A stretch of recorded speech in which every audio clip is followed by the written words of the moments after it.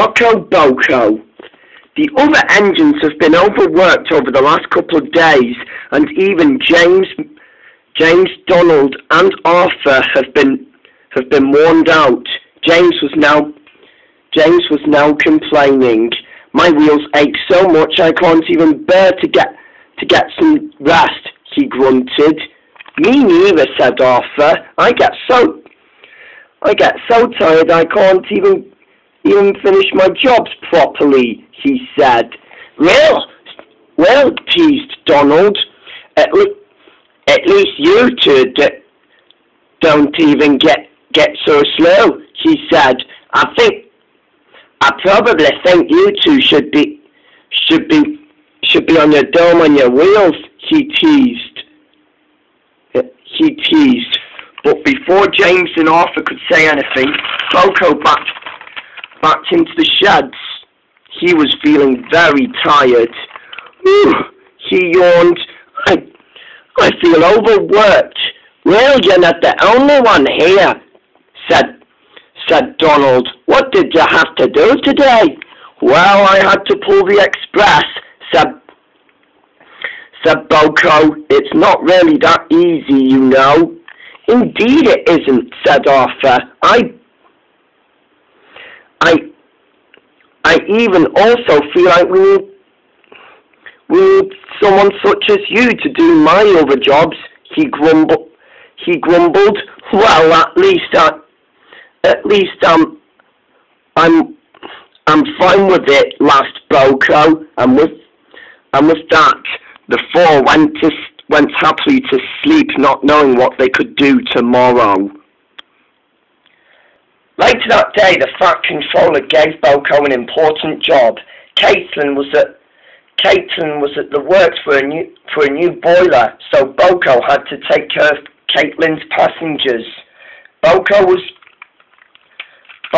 sure he didn't mind hard work while some of the other engines were away. The guard blew his whistle and Boco left the station with Caitlin's coach. But Boco still didn't mind whatever he did with the passengers. He took them around the sights of Sodor by taking them up the mountains. But the difficult part was going up the hill. Boco didn't like going up the hill, but he knew he had to be really useful about it. He did everything he could, and with all his strength, Boco made it up the hill and through a bridge. Boco thought it was hard, but easy at the end. Then, however, Boco went fast down the hill and raced straight into a muddy puddle. Boco felt wet and stopped. Wow, he said, would any of the engines make fun of me like this? Don't worry, old boy, said his driver. We'll get you cleaned up after those passengers have gone to the station, but we need to carry on. Boco had to trust his driver about it, and with that, he did carry on. After Boco took his last train to the station, he was finally having a washdown when Gordon puffed up with the express. Good morning, Boco, said Gordon. You look very cheerful. Boco smiled. Yes, said Boco, so do you. Pulling the express is one of your favourites, isn't it? He said. Oh, it always has been, said Gordon. What? And anyways, he said, what are you doing here? Having a wash? Yes, said Boco, and then he told Gordon about his big splash.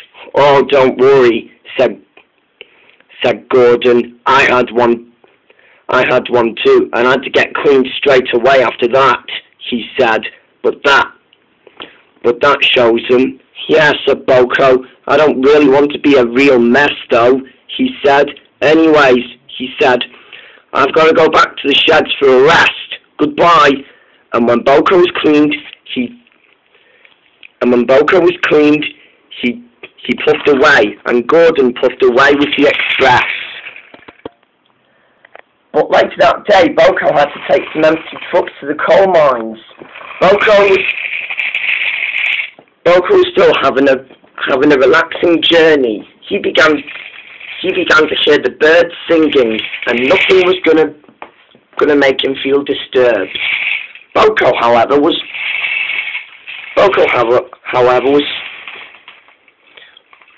still feeling tired. Still, he'd been helping everybody with their work, and at last, Boco was still having time to finish his own.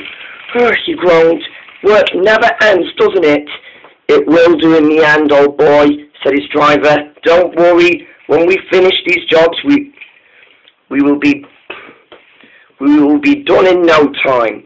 But Boco could see that there was grease and oil on the hill. Boco knew it could be dangerous. Right, he said.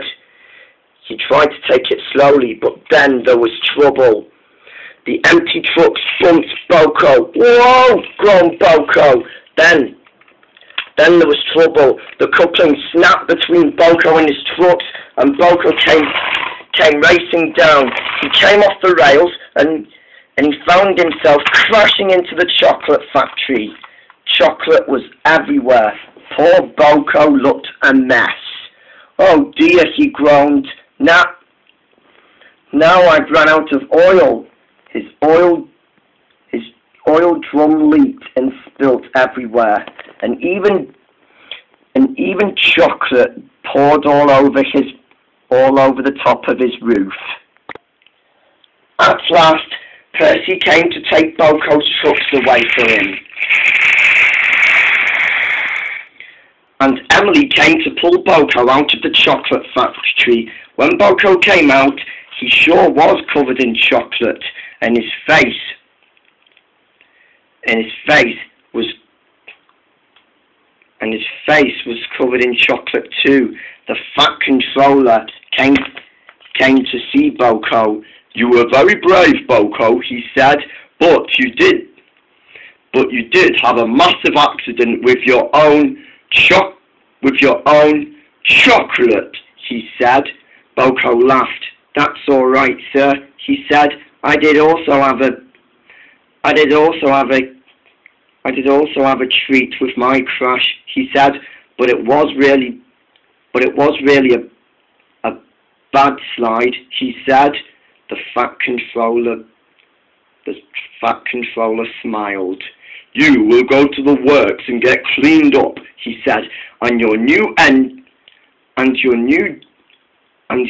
oil drum will be mended. You will be really useful again, and you will be in fine shape, he said. Thank you, sir, smiled Boco, and with that, Boco smiled. He did have a nasty treat, but he also felt like that he was covered in a thick blanket of chocolate.